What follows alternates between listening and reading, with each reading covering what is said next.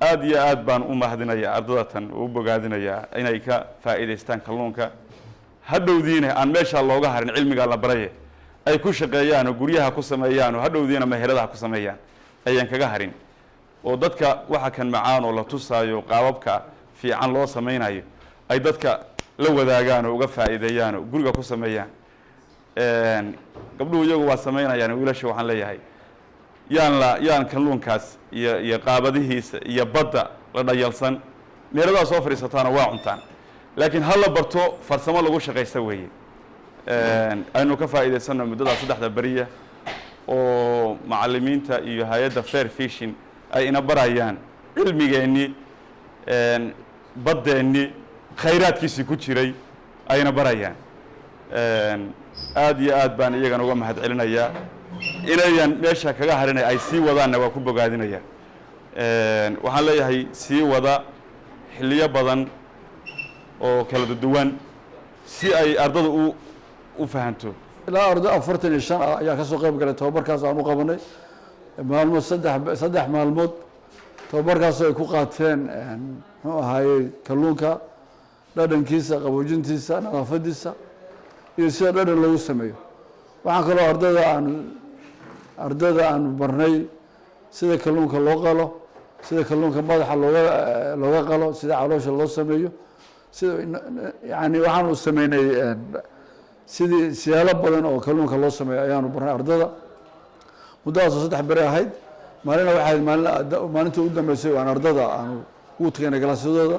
si aan u ogaano reactionka iyo waxyaalaha ay ka qabaan iyo sidee u fahmeen tababarka ay qaateen runtii aad iyo aad bay u soo dhaweeyeen dad badan arday badan baa jira runtii aan fikir ba ka haysan kalluunka iyo waxa uu yahay iyo dhadhankiisa iyo sida loo cuno iyo waxa uu yahay qaar baa waxay leeyihiin kalluunka ma xalaal ba qaar baa waxay leeyihiin kalluunka ma la qala ma la gowraca yani waxaad garanaysaa kalluunka meesha uu ka taaganahay in dadku kalluunka aad iyo aad aan aqoontiisa ay u yartahay marka runtii wax badan bay ka faa'iideysteen waxa weeye waan ku boorinay in ardadu inay kalluunka bartaan waxaan kaloo ku boorinay inay galaan bal googlada iyo waxyaalahaas iyo meelahaas si kalluunka aqoontiisa ay u kororsadaan runtii tababar aad wanaagsan buu ahaa tababar wuxuu ahaa xaqiiqatan aad faa'iido badan u leh aniga cabdirashiid ahaan wuxuu ahaa tababar aad ii soo jiitay kaas oo aan ka faa'iiday maaragtay waxyaalo badan oo aan run ahaantii nafsadeyda u baahnayd tababarkaasi intuu socday ama aan ku guda jirnay waxaan qaadanay hababka kalluunka qalitaankiisa sida loo qalo sidoo kale waxaan qaadanay hababka kala duwan oo loo sameeyo kalluunka tababarkaasi inta aan ku guda jirnay xaqiiqatan wuxuu ahaa mid si habsami leh u soconayay kaasoo aanu ka dhaxalnay waayo aragnimo badan waxyaalaha aadka ii soo jiitay waxaa ka mid ah markaan tababarka gudihiisa ku jirnay marka aanu tababarka bilownay iyo markii aanu dhammaynay way kala duwanaayeen xaqiiqatan markaan tababarka bilownay dhalinyarta saxaabteyda waan wada soconay qaybtood kalluunka wayba la yaabanaayeen qaybtood waxay lahaayeen nin bahalka maa la birayn hadalladii soo jiitay bay ka mid ahaayeen qaybtood waxay lahaayeen mid noolna tus oo aanu aragno taasna waxay ka dhigan tahay in mataqaanaa aan laga haysan maaragtay wax concept guud aan laga haysan kalluunka ama aqoon dheeri aan loo lahayn markii dambe wejigii labaad aan ka soo baxnay tababarka noo soo xirmay waxaan ahayn rag kalluunka faa'iidadiisa waxa uu yahay iyo waxyaalaha uu dabcan ku habboon yahay qaabka loo sameeyo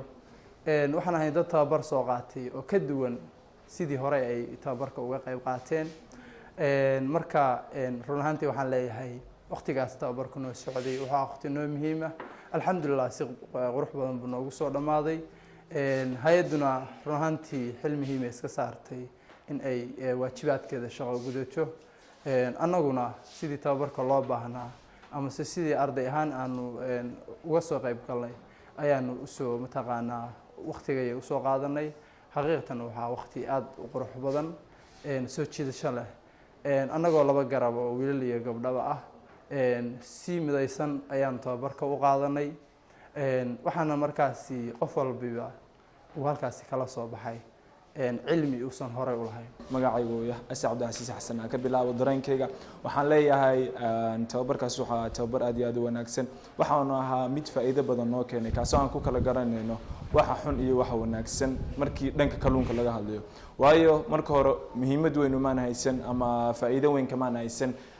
kalluunku waxa uu yahay hadda waxaan baranay oo aan meesha ka soo dhaxlay waxa weeye 4 qodob ugu muhiimsanaa haddaan kormaro waa faa'iidada uu kalluunku leeyahay waxa lagu kala garanayo kalluunka xanuunsan iyo kalluunka fiican maxaa la dhahaye sida kalluunka loo qalo waayo qalitaanku waajib ma inuu dumarka kaliya saaran yahay ragguba waa qalan karaan waad ku mahadsantihiin tababarkii aad na siiseen waad ku mahadsantihiin sida wanaagsan aad noogu tababardeen waxaan kaloo idinka faa'iidnay waxa weeye maxaa la dhahaye qalitaanka siduu ahaa qaabkiisii sida kalluunka loo qalo sida lafaha looga saaro wax badan aan markii hore runtii aan ahayn baanu hadda baranayno marka waxaan leeyahay waxaan u baahnaan lahayn tababarkaas inuu noo noqdo tababar weyn mar koowaad mar labaad iyo mar saddexaad noo soo noqnoqda si aanu markan qalitaankiisa iyo waxaas baranay marka dambana aan u barano kheyraadkiisa iyo faa'iidada uu leeyahay dhalinyartana waxaan ku boorinayaa inay tagaan meelaha xeebaha meelaha badaha si ay u soo arkaan ama u soo kala bartaan noocyada kalluunka ee loo kala tilmaamay anagu waxaan nahay arday dhigata iskuulka Imaam Nawawi waxaan nahay ardaydii ka qayb gashay tababarka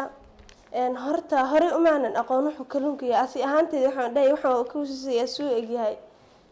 ma aqoon umaan lahayn weligeed meel kalluun laga qalayo ma arag meel kalluun lagu sameynayo ma arag asagoo bisil sida loo cuno waan garanaya wallahi aad iyo aad